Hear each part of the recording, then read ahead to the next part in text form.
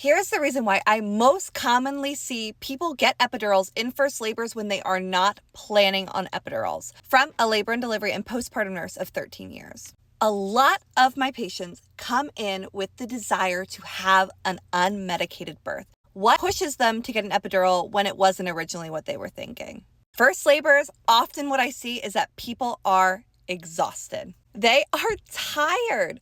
Labor, especially first labors, can take a good chunk of time to get active, and then a good chunk of time being active to get even to the pushing state. What we can do when labor starts that can be really helpful is to ignore it. If you are awoken with contractions, which often happens because labor starts at night, you are contracting every 20 minutes, do not go get on a ball.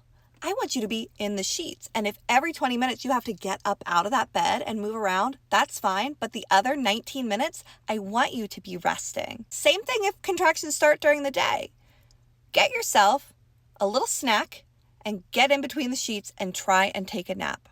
Now, I know this isn't always possible, and sometimes people's labor starts fast and hard from the get-go, and there aren't big chunks of time in between contractions. What happens to you, one of the things that you might start thinking about is find a position where you are able to rest your body in between, even if during a contraction you need to get up and move.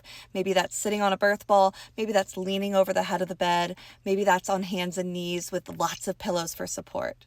Now, if you need an epidural because you are no longer coping, my friend, get the freaking epidural. It is a great tool that can buy you a nap.